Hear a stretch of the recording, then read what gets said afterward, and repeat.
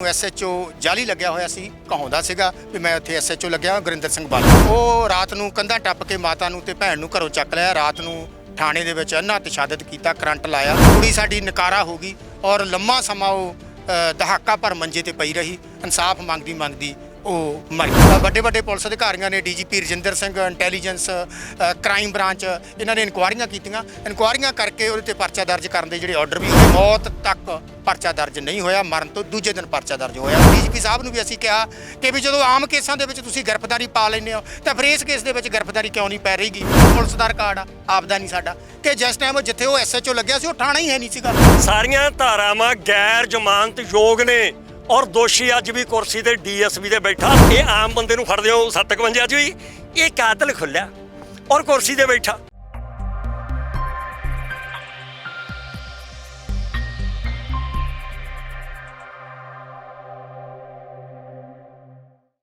TV84 India ਦੇ ਨਾਲ ਜੁੜੇ ਹੋ। ਮੈਂ ਰਜਿੰਦਰ ਸਿੰਘ ਸਭਰਾ। ਪੰਜਾਬ ਪੁਲਿਸ ਹੈੱਡਕੁਆਟਰ ਦੇ ਬਾਰ-ਬਾਰ 13 ਯੂਨੀਅਨਾਂ ਦੇ ਵੱਲੋਂ ਜਿਹੜਾ ਇਹ ਪੰਜਾਬ ਮੈਂਬਰੀ ਵਫਦ ਬੈਠਾ ਹੋਇਆ, ਉਹਨਾਂ ਦੇ ਨਾਲ ਗੱਲਬਾਤ ਕਰ ਲੈਂਦੇ ਆ। ਮਸਲਾ ਕੀ ਹੈ? ਕੀ ਨਾਮ ਹੈ ਜੀ? ਇਕਬਾਲ ਸਿੰਘ। ਪੂਰਾ ਮਸਲਾ ਕੀ ਹੈ ਅਸਲ ਦੇ ਵਿੱਚ?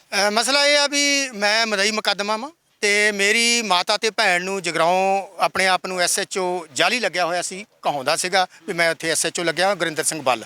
2004-05 ਦੀ ਗੱਲ ਆ। ਉਹ ਰਾਤ ਨੂੰ ਕੰਧਾਂ ਟੱਪ ਕੇ ਮਾਤਾ ਨੂੰ ਤੇ ਭੈਣ ਨੂੰ ਘਰੋਂ ਚੱਕ ਲਿਆ। ਰਾਤ ਨੂੰ ਥਾਣੇ ਦੇ ਵਿੱਚ ਅੰਨਾ ਤਸ਼ੱਦਦ ਕੀਤਾ, ਕਰੰਟ ਲਾਇਆ। ਕਰੰਟ ਲਾਉਣ ਦੇ ਨਾਲ ਕੁੜੀ ਸਾਡੀ ਨਕਾਰਾ ਹੋ ਗਈ ਔਰ ਲੰਮਾ ਸਮਾਂ ਉਹ ਦਹਾਕਾ ਭਰ ਮੰਜੇ ਤੇ ਪਈ ਰਹੀ। ਇਨਸਾਫ ਮੰਗਦੀ ਉਹ ਮਰ ਗਈ। ਮੌਤ ਤੋਂ ਬਾਅਦ ਦੂਜੇ ਦਿਨ ਪਰਚਾ ਦਰਜ ਹੋਇਆ ਸਾਰੇ ਪੁਲਿਸ ਅਧਿਕਾਰੀਆਂ ਦੇ ਉੱਤੇ। ਇਹਨਾਂ 15-17 ਸਾਲਾਂ ਦੇ ਵਿੱਚ ਵੱਡੇ ਵੱਡੇ ਪੁਲਿਸ ਅਧਿਕਾਰੀਆਂ ਨੇ DGP Rajinder Singh, intelligence, crime branch, ਇਹਨਾਂ ਨੇ ਇਨਕੁਆਇਰੀਆਂ ਕੀਤੀਆਂ। ਇਨਕੁਆਇਰੀਆਂ ਕਰਕੇ ਉਹਦੇ ਤੇ ਪਰਚਾ ਦਰਜ ਕਰਨ ਦੇ ਜਿਹੜੇ ਆਰਡਰ ਵੀ ਹੋਏ, ਪਰ ਮੌਤ ਤੱਕ ਪਰਚਾ ਦਰਜ ਨਹੀਂ ਹੋਇਆ, ਮਰਨ ਤੋਂ ਦੂਜੇ ਦਿਨ ਪਰਚਾ ਦਰਜ ਹੋਇਆ। 11 ਦਸੰਬਰ 2021 ਨੂੰ ਪਰਚਾ ਦਰਜ ਹੁੰਦਾ। ਅੱਜ 6 ਮਹੀਨੇ ਤੋਂ ਉੱਪਰ ਟਾਈਮ ਹੋ ਗਿਆ ਵਾ। ਅਸੀਂ ਉੱਥੇ ਧਰਨੇ ਮੂਹਰੇ ਬੈਠੇ ਸੀਗੇ ਕਿ ਉਹਦੀ ਅਰੈਸਟ ਕਰੋ, ਕਿਉਂਕਿ ਆਮ ਤੌਰ ਦੇ ਉੱਤੇ ਜਦੋਂ ਕਿਸੇ ਬੰਦੇ ਤੇ ਪਰਚਾ ਦਰਜ ਹੁੰਦਾ ਤਾਂ ਉਹਦੀ ਸਭ ਤੋਂ ਪਹਿਲਾਂ ਅਰੈਸਟ ਪਾਈ ਜਾਂਦੀ ਆ। ਇਹ ਪੰਜਾਬ ਪੁਲਿਸ ਦਾ ਇੱਕ ਸਧਾਰਨ ਜਾਂ ਨਿਯਮ ਆ। ਕਾਨੂੰਨ ਦੇ ਵਿੱਚ ਕੀ ਲਿਖਿਆ ਕੀ ਨਹੀਂ ਲਿਖਿਆ ਇਹ ਤਾਂ ਇੱਕ ਵੱਖਰੀ ਗੱਲ ਆ, ਪਰ ਵਾਪਰਦਾ ਇਹ ਆ ਵੀ ਕਿਸੇ 751 ਦੇ ਵਿੱਚ ਵੀ 6-6 ਮਹੀਨੇ ਲੋਕ ਸਾਡੇ ਜਿਹੜੇ ਆਗੂ ਵੀ ਆ, ਆਮ ਲੋਕ ਵੀ ਆ, ਉਹ ਅੰਦਰ ਰਹਿੰਦੇ ਆ। ਪਰ ਇੱਥੇ 304, 342, 34 SC/ST ਐਕਟ ਲੱਗਿਆ ਵਾ। ਬਾਵਜੂਦ ਇਸ ਦੇ ਜਿਹੜਾ ਦੋਸ਼ੀ ਆ ਉਹ ਅੱਜ ਕੱਲ੍ਹ DSP ਆ ਗੁਰਿੰਦਰ ਸਿੰਘ ਬਾਲ, ਉਹਦੇ ਨਾਲ ਇੱਕ SI ਰਾਜਵੀਰ ਸਿੰਘ, ਦੋਨੇ ਪੰਚ ਸਰਪੰਚ ਆ। ਇਹ ਬਾਹਰ ਖੁੱਲ੍ਹੇ ਆਮ ਫਿਰਦੇ ਨੇ। ਕਿੱਡਾ ਕਾਨੂੰਨ ਦਾ ਜਣ ਦੀ ਦੋ ਰਾਹ ਵਾ ਇੱਥੇ। ਕਾਨੂੰਨ ਦੋ ਤਰ੍ਹਾਂ ਦੇ ਨਾਲ ਸਾਡੇ ਸਾਹਮਣੇ ਸਪਸ਼ਟ ਹੋ ਰਿਹਾ ਵਾ। DGP ਸਾਹਿਬ ਨੂੰ ਵੀ ਅਸੀਂ ਕਿਹਾ ਕਿ ਵੀ ਜਦੋਂ ਆਮ ਕੇਸਾਂ ਦੇ ਵਿੱਚ ਤੁਸੀਂ ਗ੍ਰਿਫਤਾਰੀ ਪਾ ਲੈਂਦੇ ਹੋ ਤਾਂ ਫਿਰ ਇਸ ਕੇਸ ਦੇ ਵਿੱਚ ਗ੍ਰਿਫਤਾਰੀ ਕਿਉਂ ਨਹੀਂ ਪੈ ਰਹੀਗੀ? ਤਾਂ ਉਹ ਬਿਲਕੁਲ ਲਾਜਵਾਬ ਸੀਗੇ। ਉਹ ਕਹਿੰਦੇ ਇਸ ਤਰ੍ਹਾਂ ਦੀ ਕੋਈ ਗੱਲ ਨਹੀਂ, ਕਾਨੂੰਨ ਸਬੂਤ ਮਿਲੂਗਾ ਤਾਂ ਜ਼ਰੂਰ ਅਸੀਂ ਗ੍ਰਿਫਤਾਰੀ ਪਾਵਾਂਗੇ। ਸੈੱਟ ਬਣਾਤੀ ਆ। ਜਿਹੜਾ ਇਸ ਤੋਂ ਪਹਿਲਾਂ ਪਰਚਾ ਦਰਜ ਹੋਇਆ ਉਹਨੂੰ ਕਿੰਨਾ ਸਮਾਂ ਹੋਇਆ ਦਰਜ ਹੋਇਆ? 6 ਮਹੀਨੇ ਹੋ ਚੱਲੇ ਆ। 6 ਮਹੀਨੇ ਤੋਂ ਅਸੀਂ ਧਰਨੇ ਤੇ ਬੈਠੇ ਆ ਉੱਥੇ। ਉਹਦੇ ਵਿੱਚ ਕੋਈ ਸਬੂਤ ਨਹੀਂ? ਜਿਹੜਾ ਪਰਚਾ ਜਿਹੜਾ ਉਹਨਾਂ ਦੇ ਉੱਪਰ ਪਰਚਾ ਦਰਜ ਕੀਤਾ ਗਿਆ ਕਿਹੜੇ ਤੱਥ ਦੇ ਆਧਾਰ ਤੇ? ਬਿਲਕੁਲ DGP ਰਜਿੰਦਰ ਸਿੰਘ ਦੀ ਪੜਤਾਲ, ਇੰਟੈਲੀਜੈਂਸ ਦੀ ਪੜਤਾਲ, ਨੈਸ਼ਨਲ SC ਕਮਿਸ਼ਨ ਦੇ ਆਰਡਰ ਤੇ ਇਹ ਤੋਂ ਬਿਨਾਂ ਸੈਂਕੜੇ ਹੋਰ ਸਬੂਤ ਨੇ। ਇੱਥੋਂ ਤੱਕ ਵੀ ਸਬੂਤ ਨੇ ਵੀ ਉਦੋਂ ਥਾਣਾ ਹੀ ਹੈ ਨਹੀਂ ਸੀ। ਰਿਕਾਰਡ ਆ, ਪੁਲਿਸ ਦਾ ਰਿਕਾਰਡ ਆ, ਆਪਦਾ ਨਹੀਂ ਸਾਡਾ। ਕਿ ਜਿਸ ਟਾਈਮ ਜਿੱਥੇ ਉਹ SHO ਲੱਗਿਆ ਸੀ ਉਹ ਥਾਣਾ ਹੀ ਹੈ ਨਹੀਂ ਸੀਗਾ। ਫਿਰ ਮੇਰੀ ਜਿਹੜੀ ਗ੍ਰਿਫਤਾਰੀ ਆ ਉਹ ਮੇਰੇ ਪਿਤਾ ਮਲਕੀਤ ਸਿੰਘ ਦੇ ਸਾਹਮਣੇ ਦਿਖਾਈ ਜਾਂਦੀ ਆ। ਉਹਨਾਂ ਦੇ ਹੱਥੋਂ ਜਿਹੜੀ ਹਥਿਆਰ ਦੀ ਬਰਾਮਦੀ, ਜਿਵੇਂ ਆਪਾਂ ਕਹਿ ਦਿੰਦੇ ਆ ਵੀ ਪਰਨਾ ਬਰਾਮਦੀ ਦਿਖਾਈ ਜਾਂਦੀ ਆ। ਮੇਰੇ ਪਿਤਾ ਦੀ ਮੌਤ ਹੋਈ ਨੂੰ 11 ਸਾਲ ਹੋ ਚੁੱਕੇ ਆ। ਮਤਲਬ ਸਾਰਾ ਕੁਝ ਫਰਜ਼ੀ ਆ। ਹਜੇ ਵੀ ਕਹਿੰਦੇ ਜੀ ਸਬੂਤ ਚਾਹੀਦਾ। ਹੁਣ ਉਹ ਕਿਹੋ ਜਿਹਾ ਸਬੂਤ ਆ ਉਹ ਸਾਡੀ ਸਮਝ ਤੋਂ ਤਾਂ ਬਾਹਰ ਆ ਵੀ ਇਹੋ ਜਿਹਾ ਕਿਹੜਾ ਸਬੂਤ ਆ ਵੀ ਉਹ ਚਾਹੀਦਾ ਵਾ। ਜਾਣੀ ਦੀ ਇੱਕ ਵੱਡੇ ਪੱਧਰ ਦੇ ਉੱਤੇ ਪੱਖਪਾਤ ਕੀਤਾ ਜਾ ਰਿਹਾ ਵੀ ਆਪਦੇ ਪੁਲਿਸ ਅਧਿਕਾਰੀ ਨੂੰ ਬਚਾਇਆ ਜਾ ਰਿਹਾ ਵਾ ਤੇ ਆਮ ਜਿਹੜੇ ਲੋਕ ਆ ਉਹਨਾਂ ਨੂੰ ਰੋਲਿਆ ਜਾ ਰਿਹਾ ਵਾ। ਇਹ ਸੰਘਰਸ਼ ਕਿੰਨੇ ਲੰਮੇ ਸਮੇਂ ਤੋਂ? 17 ਸਾਲਾਂ ਤੋਂ ਪੁਰਾਣਾ ਵਾ ਇਹ ਸੰਘਰਸ਼। 17 ਸਾਲਾਂ ਤੋਂ ਇਹ ਲੜ ਰਹੀਆਂ। ਕਿਸਾਨ ਮਜ਼ਦੂਰ ਜਥੇਬੰਦੀਆਂ ਸਾਰੀਆਂ ਲੜ ਰਹੀਆਂ ਵਾ। ਪਰਿਵਾਰ ਸਾਡਾ ਲੜ ਰਿਹਾ ਵਾ। ਇਨਸਾਫ ਮੰਗ ਰਹੇ ਆ 17 ਸਾਲਾਂ ਤੋਂ, ਅਜੇ ਤੱਕ ਤਾਂ ਮਿਲਿਆ ਨਹੀਂਗਾ। ਕੀ ਨਾਮ ਹੈ ਜੀ? ਜਸਦੇਵ ਸਿੰਘ ਲੜ ਤੋਂ 77 ਦਸ਼ਮੇਸ਼ ਕਿਸਾਨ ਮਜ਼ਦੂਰ ਯੂਨੀਅਨ। ਅਸੀਂ ਜਗਰਾਓਂ ਦੇ ਵਿੱਚ 12 ਜਥੇਬੰਦੀਆਂ ਵੱਲੋਂ ਪਿਛਲੇ 7 ਮਹੀਨੇ ਤੋਂ ਲੜਾਈ ਦੇ ਰਹੇ ਹਾਂ, ਜਿਹੜੀ ਕਿ 85 ਦਿਨਾਂ ਤੋਂ ਹੁਣ ਲਗਾਤਾਰ ਚੱਲ ਰਹੀ ਹੈ ਪੱਕੇ ਧਰਨੇ ਦੇ ਰੂਪ 'ਚ। ਪਹਿਲਾਂ ਟੁੱਟਵੇਂ ਰੂਪ ਚੱਲ ਰਹੀ ਸੀ।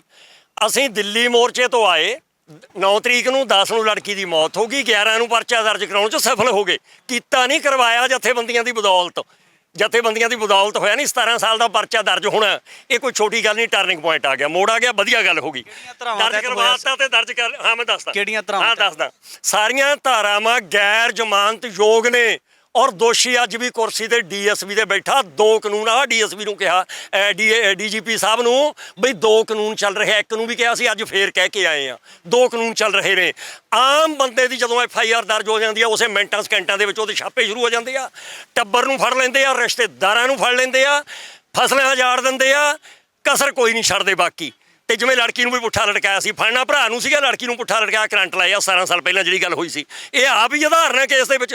ਉਦਾਹਰਨ ਦੀ ਹੋਰ ਕੀ ਲੋੜ ਆ? ਅੰਨੇ ਨੂੰ ਵੀ ਦੀਂਦਾ ਇਹ ਤਾਂ, ਇਹ ਦੀਂਦਾ ਫਲਾਣੇ ਪਿੰਡ ਵਾਲੇ ਧੰਨੇ ਨੂੰ ਵੀ ਪਤਾ ਵੀ ਆਹ ਕੁਛ ਹੋਇਆ। 17 ਸਾਲ ਪਹਿਲਾਂ ਫੜਨਾ ਭਰਾ ਨੂੰ ਸੀ, ਹਫ਼ਤੇ ਬਾਅਦ ਫੜਿਆ ਔਰ ਬਰੀ ਹੋਇਆ ਉਹ 3 ਸਾਲਾਂ ਬਾਅਦ। ਆਹੀ ਇਕਬਾਲ ਸਿੰਘ ਆ। ਔਰ ਲੜਕੀ ਨੂੰ ਤਾਂ ਨਜਾਇਜ਼ ਫੜਿਆ ਸੀ ਨਾ, ਤੇ ਉਹਦੀ ਮਾਤਾ ਨੂੰ ਤੇ ਕਰੰਟ ਲਾਏ ਸੀ ਨਾ। ਡੀਜੀਪੀ ਸਾਹਿਬ ਦੀ ਟਿੱਪਣੀਆਂ ਪਹਿਲਾਂ ਦੀ, ਰਜਿੰਦਰ ਸਿੰਘ ਦੀ ਐਵੇਂ ਨਹੀਂ ਹੈ ਇਹ। ਐਡੇ ਐਡੇ ਸਬੂਤ ਹੋਣ ਦੇ ਬਾਵਜੂਦ ਵੀ ਉਹਨੂੰ ਫੜਿਆ ਨਹੀਂ ਜਾ ਰਿਹਾ, ਬਚਾਉਣ ਦੇ ਯਤਨ ਕੀਤੇ ਜਾ ਰਹੇ ਆ। ਔਰ ਜਥੇਬੰਦੀਆਂ ਦਾ ਦ੍ਰਿੜ ਫੈਸਲਾ, ਹਰ ਹਾਲਤ ਉਹਦੀ ਗ੍ਰਿਫਤਾਰੀ ਤੱਕ ਇਹ ਮੋਰਚਾ ਚੱਲੂਗਾ। ਸੈੱਟ ਬਣ ਗਈ ਚੰਗੀ ਗੱਲ ਆ, ਸੈੱਟ ਰਾਹੀਂ ਕਰ ਲਓ, ਸੈੱਟ ਤੋਂ ਪਹਿਲਾਂ ਕਰ ਲੈਂਦੇ, ਪਿੱਛੋਂ ਕਰ ਮੰਗ ਫੇਰ ਵੀ ਉਹੀ ਰਹੂਗੀ। ਸੈੱਟ ਕੀ ਰਿਪੋਰਟ ਦਿੰਦੀ ਆ ਇਹਦੇ ਨਾਲ ਸਾਡੇ ਦੇ ਜਿਹੜੇ ਹੈਗਾ ਨਿਰਣੇ ਤੇ ਫਰਕ ਨਹੀਂ ਪੈਂਦਾ। ਅਸੀਂ ਉਹਨੂੰ ਕਾਤਲ ਸਮਝਦੇ, ਕਹਿ ਕੇ ਆਏ ਆ ਜੀ ਕਾਤਲ ਖੁੱਲਾ। ਉਹ ਕਹਿੰਦੇ ਜੀ ਕਰਪਸ਼ਨ ਕੇਸਾਂ ਸਾਡੇ ਉਦਾਹਰਨ ਦਿੱਤੀ ਹੈ ਸਾਥੀ ਨੇ ਵੀ ਆਹ ਮੰਤਰੀ ਸੰਤਰੀ ਜੇ ਫੜ ਲਏ ਆ ਕਰਪਸ਼ਨ ਕੇਸ। ਉਹ ਕਹਿੰਦੇ ਜੀ ਕਰਪਸ਼ਨ ਕੇਸ ਆ। ਅਸੀਂ ਕਿਹਾ ਜਨਾਬ ਜੀ ਅੱਧਾ ਮਿੰਟ ਸੁਣੋਗੇ, ਇਹ ਕਤਲ ਕੇਸ ਆ। ਹੁਣ ਦੱਸੋ ਕਿਹੜਾ ਨਾਜ ਕਾ ਦੋਨਾਂ ਚੋਂ ਵੱਧ? ਇੱਕ ਮਨੁੱਖੀ ਜ਼ਿੰਦਗੀ ਨਾਲ ਸਿੱਧਾ ਸੰਬੰਧ ਆ ਜਿਹਨੇ ਮੁੜ ਕੇ ਆਉਣਾ ਹੀ ਨਹੀਂਗਾ, ਜਿਹੜੀ ਇਨਸਾਫ ਤੋਂ ਬਿਨਾਂ ਚਲੀ ਗਈ ਧਰਤੀ ਤੋਂ। ਹੁਣ ਤਾਂ ਪਰਿਵਾਰ ਮੰਗ ਰਿਹਾ ਨਾ, ਜਾਂ ਪੰਜਾਬ ਵਾਲੇ ਮੰਗ ਰਹੇ, ਜਥੇਬੰਦੀਆਂ ਮੰਗ ਰਹੀਆਂ ਇਨਸਾਫ, ਉਹਨੂੰ ਤਾਂ ਇਨਸਾਫ ਮਿਲਿਆ ਨਹੀਂਗਾ। ਸੋ ਇਸ ਕਰਕੇ ਵੀਰੋ ਸੈੱਟ ਸੁੱਟ ਜਿਹੜੀ ਅਸੀਂ ਬੜੀਆਂ ਸੈੱਟਾਂ ਦੇਖੀਆਂ, ਸਾਡੇ ਜ਼ਿੰਦਗੀ ਦੇ ਤਜਰਬੇ ਬੜੇ ਘੋਲ ਲੜੇ ਨੇ। ਸੈੱਟ ਰਾਹੀਂ ਹੋ ਜਾਵੇ, ਸੈੱਟ ਤੋਂ ਪਹਿਲਾਂ ਹੋ ਜਾਂਦਾ, ਚਾਹੇ ਸੈੱਟ ਤੋਂ ਪਿੱਛੋਂ ਹੋ ਜੇ, ਪਰ ਕਾਨੂੰਨੀ ਗ੍ਰਿਫਤਾਰੀ ਆ। ਯਾਰ ਦਰਤਾ ਕਹਿੰਦੇ ਆ ਐਲਾਨ ਕਰਦੇ ਆ ਜਥੇਬੰਦੀਆਂ ਬਣੋ, ਨਹੀਂ ਕੋਲ ਵਧੂਗਾ, ਵੱਡਾ ਬਣੂ, ਜ਼ਿਲ੍ਹੇ ਦਾ ਬਣੂ, ਪੰਜਾਬ ਦਾ ਬਣੂ। ਇੱਕ ਵੱਡਾ ਸਵਾਲ ਹੈ, ਡੀਜੀਪੀ ਸਾਹਿਬ ਨੇ ਤਰਕ ਦਿੱਤਾ ਕਿ ਜਿਹੜਾ ਕੇਸਾਂ ਦੇ ਵਿੱਚ ਬਹੁਤਾ ਕੋਈ ਤੱਥ ਨਹੀਂ ਦੇਖਣ ਨੂੰ ਆਇਆ, ਤਾਂ ਤੱਥਾਂ ਦੇ ਆਧਾਰ ਤੇ ਜਿਹੜੀ ਸਿੱਟ ਬਣਾਈ ਜਾਊਗੀ, ਕਿਹੜੇ ਤੱਥਾਂ ਦੇ ਆਧਾਰ ਤੇ ਕਾਰਵਾਈ ਕਰੂ? ਹਾਂ ਸੁਣੋ ਬੇਨਤੀ, ਅਸੀਂ ਕਿਹਾ ਜੀ FIR ਦਰਜ ਅਸੀਂ ਕਰਵਾਤੀ, ਤੁਸੀਂ ਕਰ ਲਈ, ਬਹੁਤ ਵਧੀਆ ਗੱਲ ਹੋਈ ਆ। FIR ਨੂੰ ਅਸੀਂ ਸਹੀ ਸਮਝਦੇ, ਮਾਨਤਾ ਦਿੰਦੇ ਆ। 304 ਧਾਰਾ ਲੱਗੀ, 342 ਲੱਗੀ, 34 ਲੱਗੀ ਤੇ SC ST ਐਕਟ ਲੱਗਿਆ, ਚਾਰੇ ਸਹੀ ਲੱਗੀਆਂ, ਚਾਰੇ ਅਨਅਵੇਲੇਬਲ ਨੇ। ਚਾਰਾਂ 'ਚ ਉਹਦੀ ਜ਼ਮਾਨਤ ਨਹੀਂ ਹੋਈ, ਚਾਰਾਂ 'ਚ ਕੋਈ ਸਟੇ ਨਹੀਂ ਕਿਸੇ ਕੋਰਟ ਦਾ। ਕੀ ੜਿੱਕਾ ਕਾਹਤੋਂ ਨਹੀਂ ਫੜਦੇ? ਕੁਰਸੀ ਦੇ ਕਾਹਤੋਂ ਵਾਇਆ ਹੋਇਆ? ਇਹ ਕਾਤਲ ਤੋਂ ਕੀ ਕਰਾਉਣਾ ਆਪਾਂ? ਇਹ ਕਾਤਲ ਕਾਹਤੋਂ ਖੁੱਲ੍ਹਾ ਛੱਡਿਆ ਹੋਇਆ? ਇਹ ਕੀ ਮਕਸਦ ਨੇ ਆਪਣੇ? ਇਹ ਕਿਹੋ ਜਿਹੇ ਕਾਤਲਾਂ ਨੂੰ ਕਿਉਂ ਖੁੱਲ੍ਹੇ ਛੱਡ ਰਹੇ ਆ? ਆਹ ਪ੍ਰਸ਼ਨ ਆ ਸਾਡਾ ਪੰਜਾਬੀਆਂ ਦਾ, ਆਹ ਪ੍ਰਸ਼ਨ ਆ। ਇਹ ਆਮ ਬੰਦੇ ਨੂੰ ਫੜਦੇ ਹੋ 57 'ਚ ਵੀ, ਇਹ ਕਾਤਲ ਖੁੱਲ੍ਹਾ ਔਰ ਕੁਰਸੀ 'ਤੇ ਬੈਠਾ ਬਿਰਾਜਮਾਨ ਅੱਜ ਵੀ। ਆਹ ਹਾਲਾਤ ਨੇ। ਭਗਵੰਤ ਮਾਨ ਨੂੰ ਵੀ ਇਹੀ ਪੱਤਰ ਲਿਖਿਆ, 2 ਤਰ੍ਹਾਂ ਦੇ ਕਾਨੂੰਨ ਚੱਲ ਰਹੇ ਨੇ, 2 ਤਰ੍ਹਾਂ ਦੇ ਅੱਜ ਵੀ। ਜਿਹੜੀ ਸਿੱਟ ਹੈ ਉਹ ਕਿੰਨੇ ਦਿਨਾਂ 'ਚ ਕਾਰਵਾਈ ਕਰੂਗੀ ਜਾਂ ਸਾਲ ਲੱਗ ਜਾਣਗੇ? ਅਸੀਂ ਤਾਂ ਕਿਹਾ ਸੀ, ਅਸੀਂ ਤਾਂ ਆਮ ਰੂਪ 'ਚ ਕਹਿੰਦੇ ਵੀ ਜਲਦੀ ਤੋਂ ਜਲਦੀ ਉਹ ਹਫ਼ਤੇ 'ਚ ਹੀ ਕਰ ਦੇਵੇ, ਪਰ ਇਹਨਾਂ ਦਾ ਕੋਈ ਪਤਾ ਨਹੀਂ ਸੱਟਾਂ ਦਾ। ਬਿਲਕੁਲ ਠੀਕ ਆ ਤੁਹਾਡੀ ਗੱਲ, ਹਫ਼ਤਿਆਂ ਮਹੀਨਿਆਂ 'ਚ ਵੀ ਵਰਤਾਰੇ ਚੱਲਦੇ ਰਹੇ ਨੇ, ਪਰ ਘੋਲ ਤੇ ਕੋਈ ਆਂਚ ਨਹੀਂ ਆਊਗੀ। ਘੋਲ ਚੱਲੂਗਾ, ਜਿਹੜਾ ਉਹਦੇ ਵਿੱਚ ਵਧੂਗਾ, ਜ਼ਿਲ੍ਹੇ ਦਾ ਬਣੂ, ਪੰਜਾਬ ਦਾ ਬਣੂਗਾ, ਹਰ ਹਾਲਤ ਗ੍ਰਿਫਤਾਰੀ ਤੱਕ ਪਹੁੰਚਾਵਾਂ। ਪੀੜਤ ਪਰਿਵਾਰ ਨੇ ਸਰਦਾਰ ਇਕਬਾਲ ਸਿੰਘ, ਮੈਂ Darshan Singh Dhaliwal, chairman all India SC BC ST ਏਕਤਾ ਭਲਾਈ ਮੰਚ ਵੱਲੋਂ ਹੈ। ਮੈਂ ਪੀੜਤ ਪਰਿਵਾਰ ਵੱਲੋਂ ਵੀ ਹੈ, ਕਿਉਂਕਿ ਮੈਂ ਇਹ ਦਰਦ ਸੰਤਾਪ ਆਪਣੇ ਹੱਡੀਂ ਹੰਡਾਇਆ ਹੈ। ਇਹ DGP ਸਾਹਿਬ ਦੀ ਵਾਰਨਿੰਗ 'ਤੇ ਮੈਂ DGP ਸਾਹਿਬ ਨੇ ਅਗਰ ਕਿਹਾ ਕਿ ਉਹ ਕਰਪਸ਼ਨ ਦਾ ਕੇਸ ਆ ਮੰਤਰੀਆਂ ਵਾਲਾ, ਤਾਂ ਮੈਂ ਉਹਦੇ 'ਤੇ ਹੀ ਇੱਕ ਟਿੱਪਣੀ ਕਰੂੰਗਾ ਕਿ ਅਗਰ ਇਹ ਕਰਪਸ਼ਨ ਦਾ ਕੇਸ ਹੈ ਤੇ ਇਹ ਕਰਪਸ਼ਨ ਦੀ ਇੱਕ ਧਾਰਾ ਹੋਰ FIR 'ਚ ਐਡ ਕਰ ਦੇਣ। ਕਰਪਸ਼ਨ ਦੇ ਸਬੂਤ ਅਸੀਂ ਦੇਵਾਂਗੇ।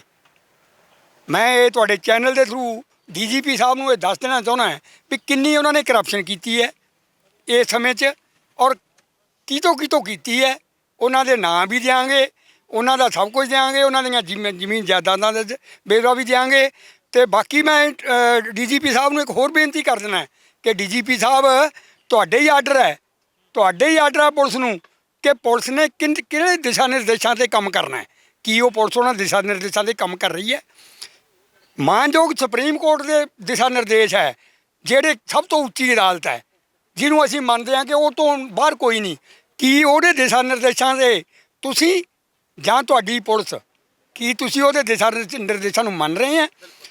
ਪੰਜਾਬ ਦਾ ਗ੍ਰਹਿ ਮੰਤਰਾਲਿਆ ਤੁਹਾਨੂੰ ਅਨੇਕਾਂ ਚਿੱਠੀਆਂ ਲਿਖਤੀਆਂ, ਤੁਹਾਨੂੰ ਅਨੇਕਾਂ ਦਿਸ਼ਾ ਨਿਰਦੇਸ਼ ਦਿੱਤੇ, ਕੀ ਤੁਸੀਂ ਉਹਨਾਂ ਦਿਸ਼ਾ ਨਿਰਦੇਸ਼ਾਂ 'ਤੇ ਕੰਮ ਕਰ ਰਹੇ ਹੈ? ਨੈਸ਼ਨਲ ਕਮਿਸ਼ਨ, ਜਿਹਨੂੰ SC ਕਮਿਸ਼ਨ ਸਭ ਤੋਂ ਵੱਡਾ ਮੰਨਦਾ ਹੈ, ਹੱਕਾਂ ਦੀ ਰਾਖੀ ਵਾਲਾ ਮੰਨਦਾ ਹੈ ਵੀ ਸਾਡੇ ਹੱਕਾਂ ਦੀ ਰਾਖੀ ਵਾਸਤੇ ਬਣਿਆ, ਕੀ ਤੁਸੀਂ ਉਹਦੇ ਦਿਸ਼ਾ ਨਿਰਦੇਸ਼ਾਂ ਨੂੰ ਮੰਨਿਆ? ਕੀ ਤੁਸੀਂ CID ਨੂੰ ਜਿਹੜੀ ਗੁਪਤ ਰਿਪੋਰਟ ਕਰਦੀ ਹੈ, ਕੀ ਤੁਸੀਂ ਉਹਦੇ ਚਿੱਠੀਆਂ ਨੂੰ ਮੰਨਿਆ? ਕੀ ਤੁਸੀਂ ਹੋਰ ਵੀ ਜਿੰਨੇ ਮੰਤਰੀ, ਗ੍ਰਹਿ ਮੰਤਰਾਲਾ ਦਿੱਲੀ, ਸਤਰਕਤਾ ਭਵਨ, ਵਿਜੀਲੈਂਸ ਡਿਪਾਰਟਮੈਂਟ, ਕੋਈ ਵੀ ਮੰਤਰੀ, ਈਵਨ ਰਾਸ਼ਟਰਪਤੀ ਭਵਨ ਤੋਂ ਵੀ ਚਿੱਠੀ SSP ਨੂੰ ਆਈ ਹੈ, ਜਿਹੜੀ ਰਾਸ਼ਟਰਪਤੀ ਨੂੰ ਅਸੀਂ ਕਿਹਾ ਕਿ ਤੁਸੀਂ ਦਖਲ ਇੱਥੋਂ ਦਿਓ, ਤੇ ਜਵਾਬ ਕਿਹਨੇ ਦਿੱਤਾ? SSP ਨੇ। ਅਸੀਂ ਚਿੱਠੀ ਪਾਉਂਦੇ ਹਾਂ ਕਿਸੇ ਵੀ ਡਿਪਾਰਟਮੈਂਟ ਨੂੰ, ਦਿੱਲੀ ਪਾਉਂਦੇ ਆ ਜਾਂ ਚੰਡੀਗੜ੍ਹ ਪਾਉਂਦੇ ਆ, ਇਹੀ SSP ਸਾਹਿਬ, ਇਹ DGP ਸਾਹਿਬ, ਤੇ ਕਮੈਂਟ ਕਿਤੋਂ ਮੰਗਦੇ ਆ, ਰਿਪੋਰਟ ਕਿਤੋਂ ਮੰਗਦੇ ਆ? SSP ਤੋਂ। SSP ਦਾ ਮੁਜਰਮ ਹੈ ਸਾਡਾ, ਤੇ ਤੁਸੀਂ ਹਰੇਕ ਚੀਜ਼ SSP ਤੁਹਾਨੂੰ ਭੇਜ ਦਿੰਦੇ ਆ। ਜਿਹੜਾ ADGP ਸਾਹਿਬ ਕਹਿੰਦੇ ਆ ਕਿ ADGP ਇਨਕੁਆਰੀ ਕਰੂਗਾ, ADP ਇਨਕੁਆਰੀ, BOI, ਉਹਦੀਆਂ ਤਾਂ 40 ਚਿੱਠੀਆਂ ਸਾਨੂੰ ਪਹਿਲਾਂ ਆਈਆਂ ਸਾਡੇ ਕੋਲੇ, ਜਿਹੜੀਆਂ ਚਿੱਠੀਆਂ ਕਹਿੰਦੀਆਂ। ਸਾਡੇ ਨਾਲ ਹੋਰ ਵੀ ਸ਼ਖਸ ਨੇ, ਉਹਨਾਂ ਨਾਲ ਗੱਲਬਾਤ। ਕੀ ਨਾਮ ਹੈ ਜੀ ਤੁਹਾਡਾ? ਮੈਂ ਤਰਲੋਚਨ ਸਿੰਘ ਝੋਲਡਾ, ਜ਼ਿਲ੍ਹਾ ਪ੍ਰਧਾਨ ਕਿਰਤੀ ਕਿਸਾਨ ਯੂਨੀਅਨ ਇਕਾਈ ਲੁਧਿਆਣਾ। DGP ਸਾਹਿਬ ਨਾਲ ਗੱਲਬਾਤ ਕਰਕੇ ਆਏ ਹੋ, ਕਿਸ ਤਰ੍ਹਾਂ ਦਾ ਵਿਸ਼ਵਾਸ ਦਵਾਇਆ ਉਹਨਾਂ? ਅਸੀਂ ਦੇਖੋ ਜੀ, ਵਿਸ਼ਵਾਸ ਬਹੁਤ ਚਿਰ ਤੋਂ ਸਾਨੂੰ ਸਾਰੇ ਪਾਸੇ ਹੀ ਆ ਰਹੇ ਆ, ਪਰ ਇਹ ਜਿਹੜੇ ਵਿਸ਼ਵਾਸ ਆ ਇਹ ਲਾਰਿਆਂ 'ਚ ਬਦਲਦੇ ਜਾ ਰਹੇ ਆ। ਹੁਣ ਅਸੀਂ 1 ਤਰੀਕ ਨੂੰ ਮਿਲੇ ਸੀ ਤੇ ਉਦੋਂ 15 ਦਿਨਾਂ ਦਾ ਉਹਨਾਂ ਨੇ ਟਾਈਮ ਲਿਆ ਸੀ। ਉਹ ਕਹਿੰਦੇ ਵੀ ਜਿਹੜੀ ਦਿਸ਼ਾ 'ਚ ਅਸੀਂ ਚਲਾਉਣਾ ਸੀ ਕੰਮ ਚਲਾਤਾ। ਇਸ ਤੋਂ ਬਾਅਦ ਉਹ ਜਿਹੜੀ ਸੈੱਟ ਆ ਉਹਨੇ ਪੜਤਾਲਣਾ, ਇਹਨੂੰ ਇਨਵੈਸਟੀਗੇਸ਼ਨ ਕਰਨੀ ਆ ਵੀ ਗੱਲ ਕੀ ਆ।